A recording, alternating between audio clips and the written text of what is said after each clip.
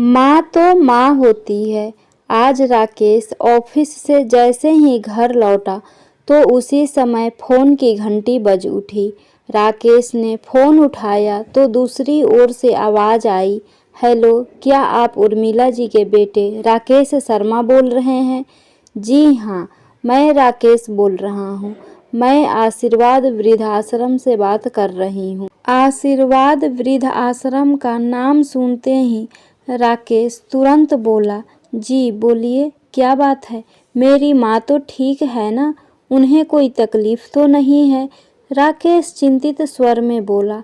तो दूसरी ओर से आवाज आई, जी हाँ, आपकी माताजी बिल्कुल ठीक है, लेकिन हमें आपसे कुछ ज़रूरी बात करनी थी।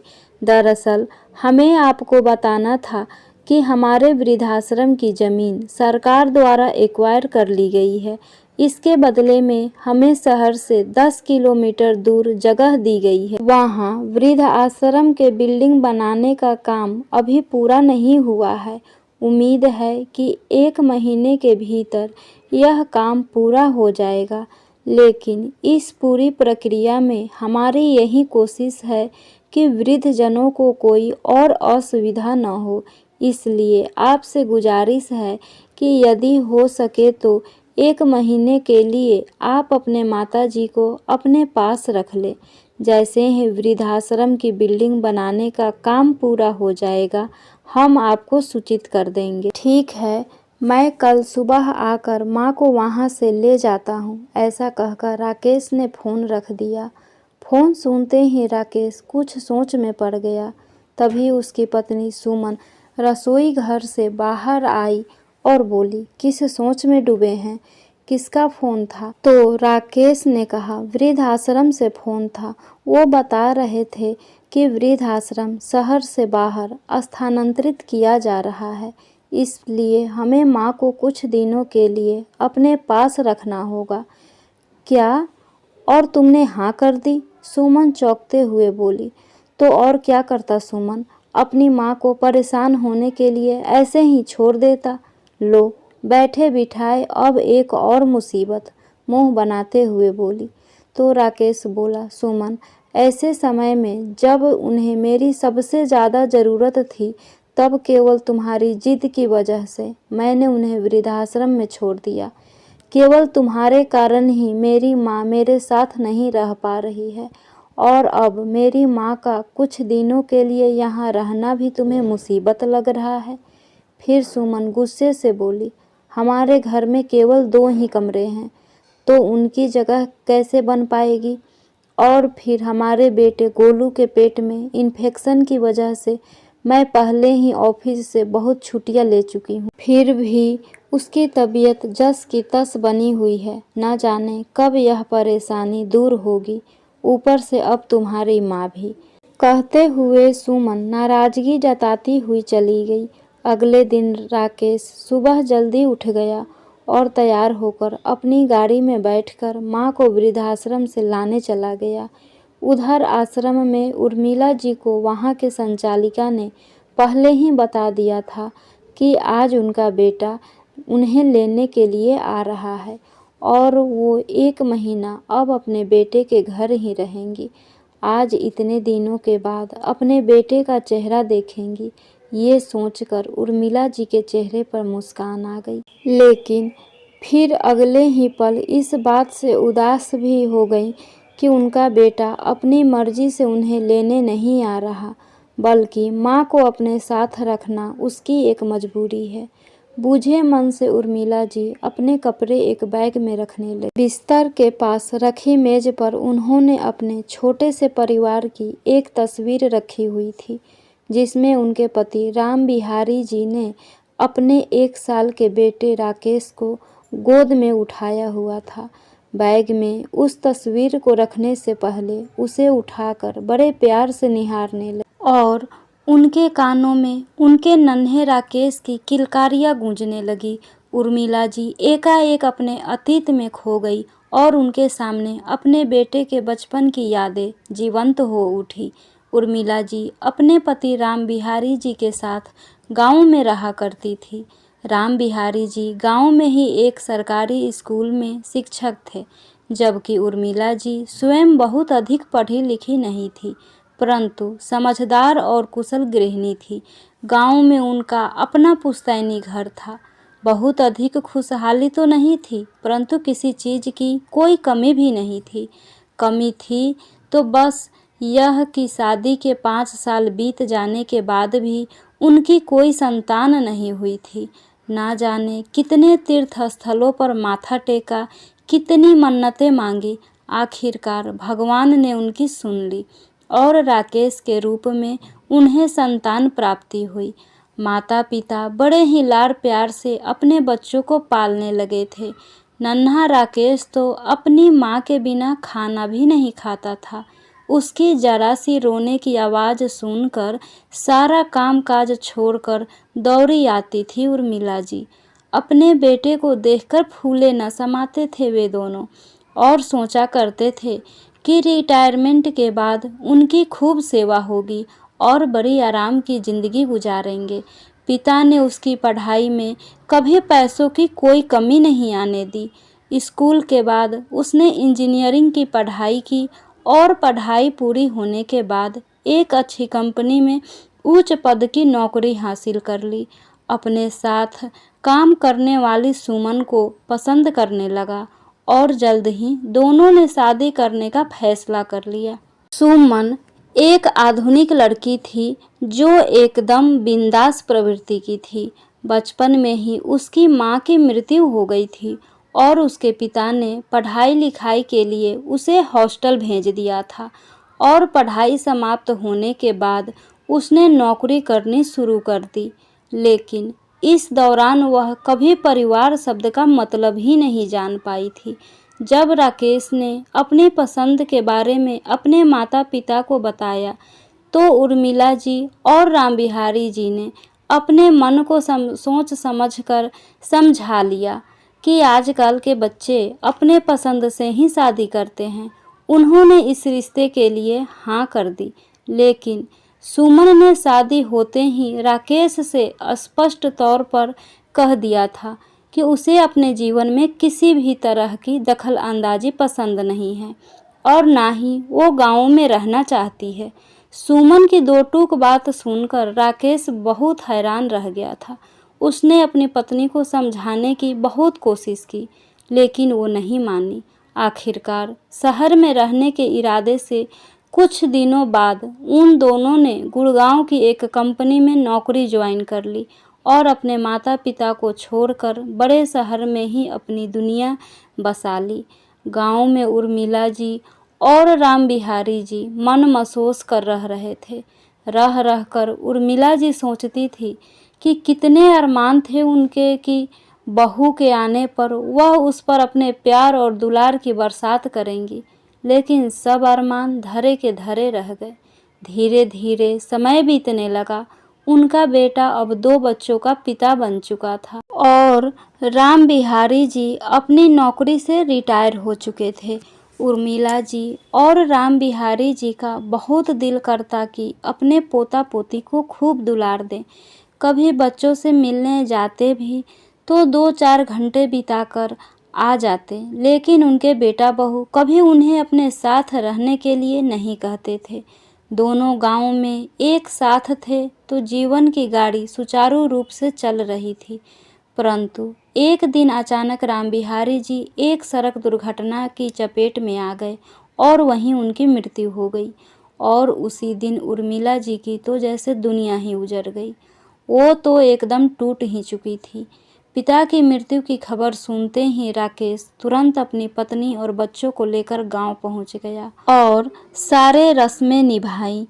उनकी बहू सुमन तो औपचारिकताएं निभाकर 4 दिन में बच्चों को लेकर वापस गुड़गांव लौट गई थी, जबकि राकेश पूरे 15 दिन गांव में ही रुका था। सब तरीके से निपटाकर यह कहकर वापस गुड़गांव चला गया कि जल्दी ही माँ को अपने साथ ही गुड़गांव ले जाएगा। एक दिन पड़ोसन हाल चाल पूछने आई तो बातों ही बातों में उर्मिला जी ने उन्हें बताया कि अब उनका बेटा उन्हें अपने साथ ही शहर ले जाएगा। तो पड़ोसन बोली, अरे उर्मिला, तुम भी क्या बात करती हो? अगर लेकर जाना होता तो पहले ना ले जाता। भाई साहब को गए कितने दिन बीत गए और आजकल की बहुओं को भी कहाँ पसंद है सास ससुर के साथ रहना। कोई अखबार वगैरह पढ़ती हो या नहीं? आजकल के बच्चे अपने माँ बाप को अपने साथ रखना नहीं चाहते। ज़्यादा हुआ तो कुछ पैसे देकर अपने कर्तव्य की इतिश्री कर लेते हैं। ये बात सुनते ही उर्मिला जी चौंक गई, लेकिन फिर अपने दिल को समझाते हुए बोली, अरे नहीं, मेरा बेटा ऐसा नहीं है, वो मुझे लेने ज़रूर आएगा। उर्मिला जी ने उनकी बात को नकार दिया, परंतु बेटे की राह देखते देखते 6 महीने बीत गए। राकेश उन्हें लेने न आया। अब तो अकेलापन उन्हें अवसाद से ग्रसित करने लगा था और वो बीमार रहने लगी थी। इस बात का जब राकेश को पता चला तो उसे रहा न गया, लेकिन जैसे ही उसने गांव जाकर माँ को शहर लाने की बात कही, सुमन लड़ने झगड़ने पर उतारू हो गई और साफ साफ कह दिया कि या तो इस घर में अपनी माँ को रखो या मुझे। परेशान होकर राकेश ने अपनी माँ के लिए गुड़गांव में ही एक वृद्धाश्रम में रहने का इंतजाम करवा दिया, जहाँ सुख सुविधा की हर वस्तु उपलब्ध थी। बस नहीं था तो उनका अपना परिवार, लेकिन फिर भी वहाँ उनके अच्छे से ख्याल रखा जाने लगा। सुबह उठकर अपने हमउम्र लोगों के साथ योगाभ्यास करने लगी और दिन में कोई धार्मिक पुस्तक पढ़ लेती या फिर बागवानी में अपना समय देती। धीरे धीरे उनकी सेहत सुधरने लगी थी। आज उन्हें वृद्धाश्रम में गए 5 साल बीत चुके थे।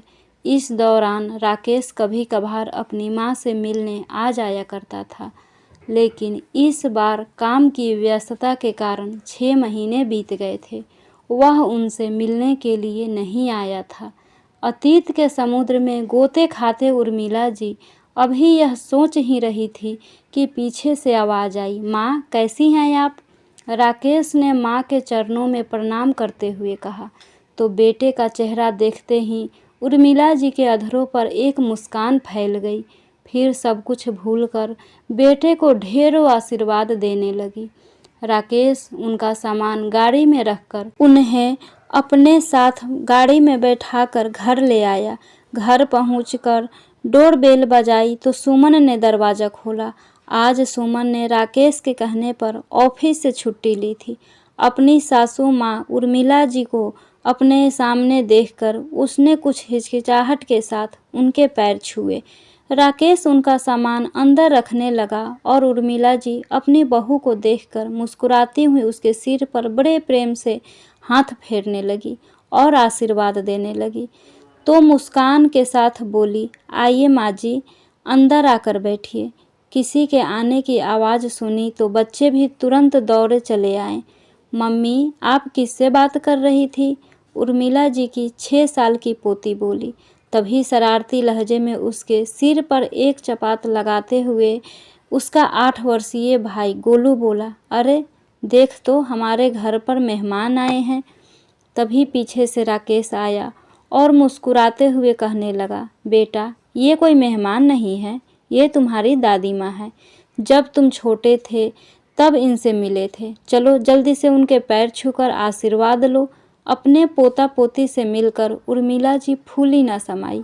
उन्होंने बच्चों को अपने सीने से लगाकर खूब दुलार किया और गुड़िया को तो अपनी गोद में ही बिठा लिया और बच्चों के साथ हंसते बतियाने लगी। लेकिन इधर अंदर ही अंदर सुमन के कलेजे पर सांप लौट रहे थे।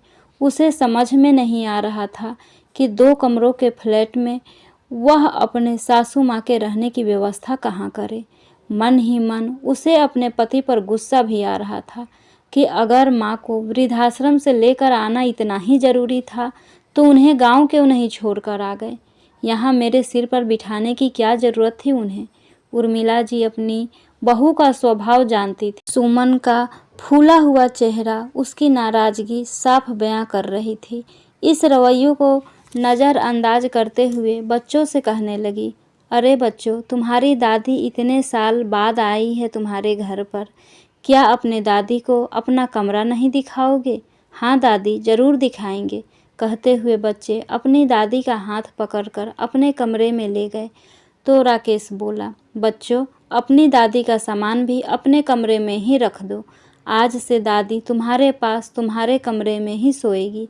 फिर एक प्यारी सी मुस्कान के साथ बोला, तुम जानते हो, तुम्हारी दादी माँ बहुत अच्छी अच्छी कहानियाँ सुनाती हैं।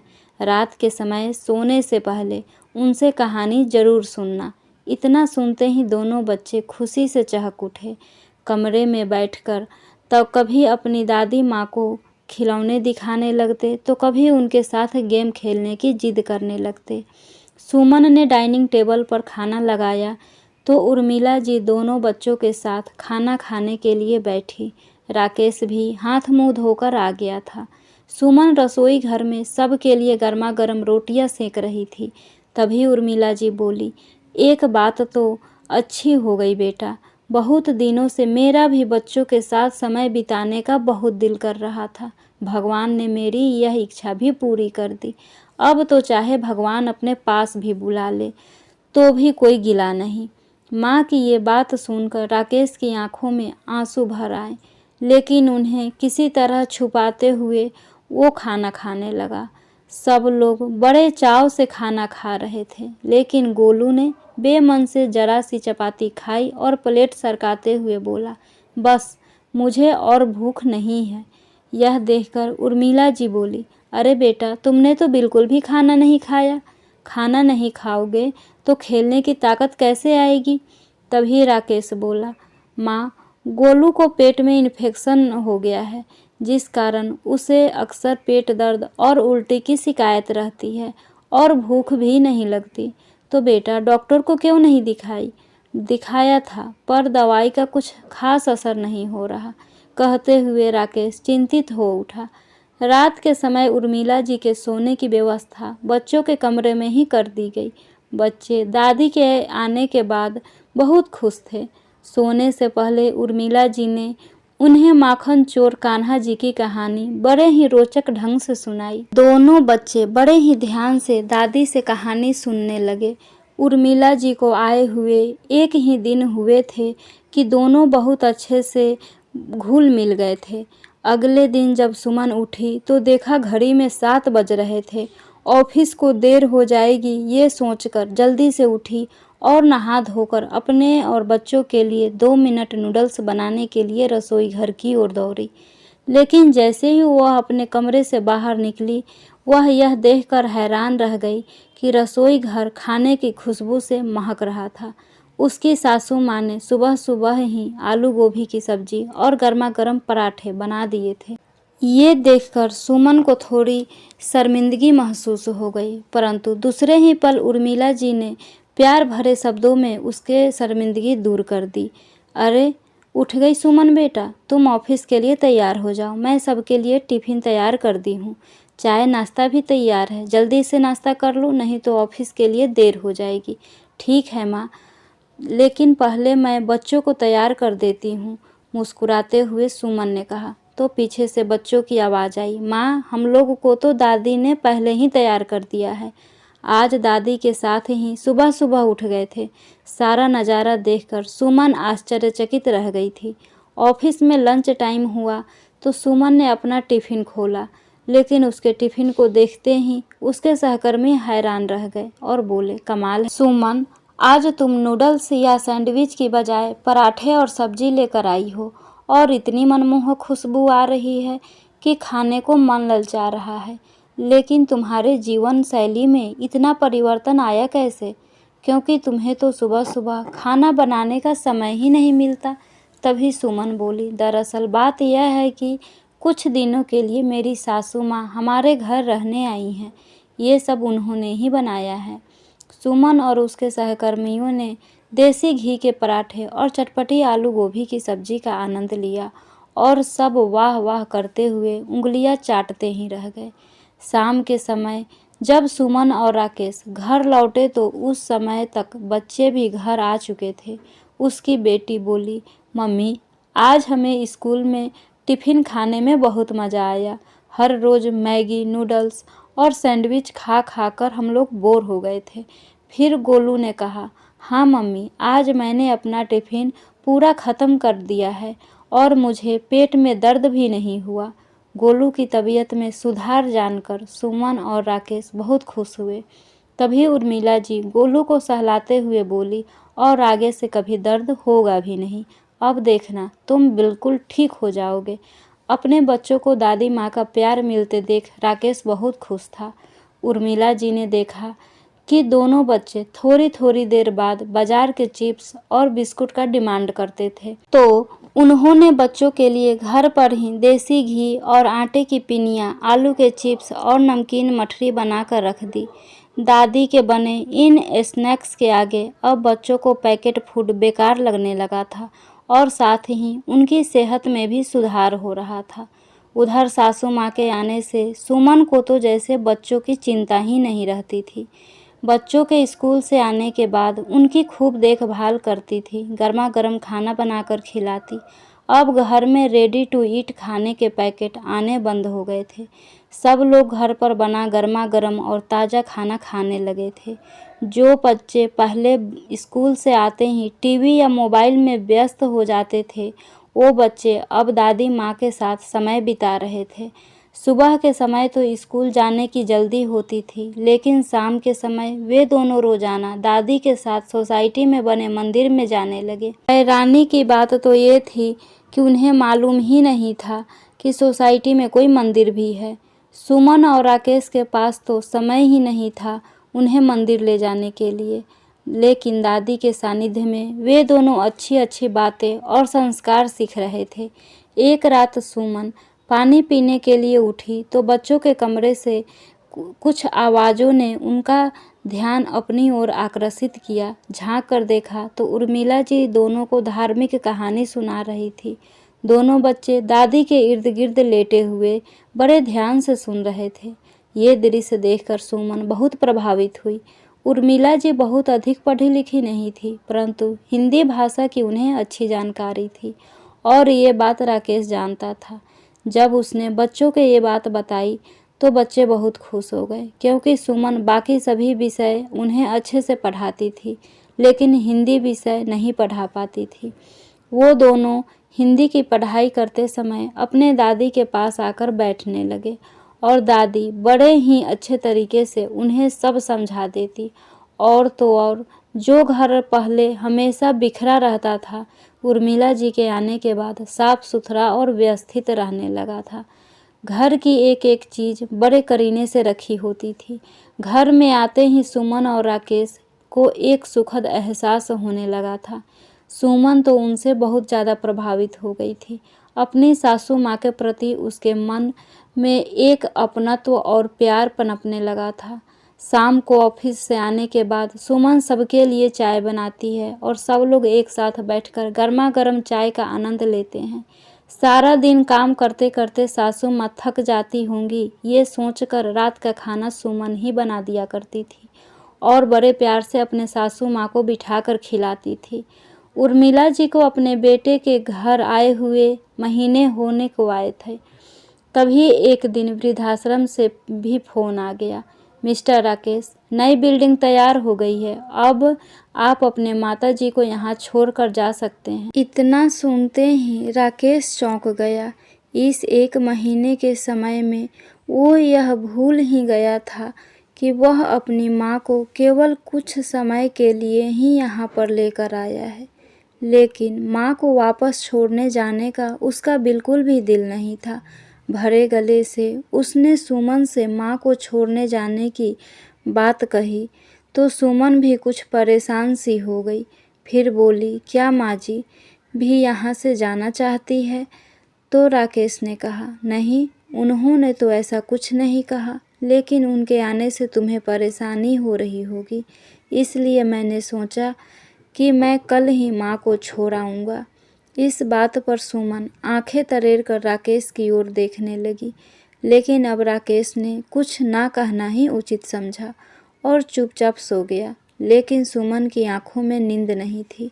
काफ़ी देर तक बैठे हुए कुछ सोचती रही। अगले दिन सुमन ऑफिस से जल्दी छुट्टी लेकर घर वापस आ गई। तबीयत ठीक नहीं लग रही थी, इसलिए आते ही अपने कमरे में बिस्तर पर जाकर लेट गई। उसे परेशानी की हालत में देखकर उर्मिला जी उसी समय उसके कमरे में आ गई और माथे पर हाथ लगाकर देखा तो तप रहा था। बेटा, तुम्हें तो बहुत तेज बुखार है, परेशान होते हुए उर्मिला जी बोली और जल्दी से जाकर दवाइयों के डिब्बे में से बुखार की दवाई निकाल कर ले आई। दवाई देकर उसके माथे पर ठंडी पानी की पटिया रखने लगी। थोड़ी देर में बुखार कम हो गया तो उर्मिला जी तुलसी और अदरक वाली चाय बनाकर ले आईं। सुमन का बुखार तो थोड़ी देर में उतर गया था, लेकिन उसकी आंखों से लगातार आंसू बहे जा रहे थे। अब तक राकेश भी घर लौट चुका था, लेकिन सुमन को क्या परेशानी है उर्मिला जी के समझ में नहीं आ रहा था। बिना कुछ बताए वह बस रोती ही जा रही थी, लेकिन शायद सुमन के रोने का कारण राकेश जानता था, इसलिए जानबूझकर उसने अपनी माँ को वृद्धाश्रम छोड़ने के लिए उनका सामान पैक करना शुरू कर दिया। तभी सुमन अपनी सासू माँ को लिपटकर फूट फूट कर रोने लगी और बोली, माँ जी, मुझे माफ़ कर दीजिए, आपके प्यार समझने में मैं बहुत देर कर दी। बचपन से ही ईश्वर ने मुझे माँ के प्यार से वंचित रखा और जब सासू माँ के रूप में मुझे माँ मिली तो मैं आपकी ममता को पहचान ही नहीं पाई। ऐसा निस्वार्थ प्रेम तो केवल एक माँ ही अपने बच्चों के साथ कर सकती है। अपनी बहू सुमन के मुंह से अपने लिए प्यार भरे शब्द सुनकर उर्मिला जी भाव विभोर हो उठी और उनकी आंखों से आंसू बह निकले। तभी सुमन बोली, माँ जी, अब आप अपनी इस बेटी को छोड़कर कहीं नहीं जाएंगी, यही हमारे साथ हमारे घर में रहेंगी। इस आधुनिक जीवन की भाग दौड़ में मैं आज तक समझ ही नहीं पाई थी कि हमारे बड़ों का हमारे जीवन में कितना महत्व है। दादा दादी द्वारा दिए गए संस्कार और शिक्षा का बच्चों के जीवन पर कितना सकारात्मक प्रभाव पड़ता है, यह मैंने आपके साथ रहने के बाद देखा। सच कहूँ तो परिवार शब्द का अर्थ भी मुझे आपके साथ रहने के बाद पता चला है। माँ जी, अब तो मुझे आपसे तरह तरह के पौष्टिक पकवान बनाने सीखने हैं। अब तो मैं आपको कहीं नहीं जाने दूंगी। अपनी बाहें डाल दी और फिर से रोने लगी। चल हट पगली, इतना भी कोई रोता है क्या? उर्मिला जी ने उसे प्यार से झिड़कते हुए कहा और उसकी आंखों के आंसू पोंछते हुए बोली, अरे, अपनी बहू से इतना प्यार पाने के बाद मैं उसे छोड़कर कैसे जा सकती हूँ? तभी पीछे से दोनों बच्चे आए और दादी माँ की टांगों से कस कर लिपट गए। फिर शरारती लहजे में बोले, जाना भी चाहेंगी तो मैं जाने नहीं दूंगा दादी, अब हम आपको नहीं छोड़ेंगे। बच्चों के इन बातों से घर का माहौल खुशनुमा हो उठा और पूरा घर हंसी ठहाकों से गूंजने लगा। सोचने वाली बात है कि आखिर इंसान भगवान से औलाद क्यों मांगता है? इसलिए कि बुढ़ापे में बच्चे उनकी लाठी बने और ज़िंदगी का आखिरी दौर आसानी से अपने पोते पोतियों के साथ हंसते खेलते गुजर जाए। माँ बाप बच्चों के लिए हर कुर्बानी देते हैं, उन्हें हर सुख सुविधा देकर पालते हैं। इसलिए बच्चों का भी फर्ज बनता है कि जीवन की इस संध्या बेला में जब बुजुर्गों को उनके साथ की आवश्यकता होती है तो उन्हें माता पिता के लिए वह सब कर्तव्य निभाना चाहिए जिनकी वे उनसे आशा करते हैं। फ्रेंड्स, आशा करती हूँ ये कहानी आपको ज़रूर पसंद आई होगी। प्लीज़ लाइक, सब्सक्राइब और शेयर करना ना भूलें। Thank you.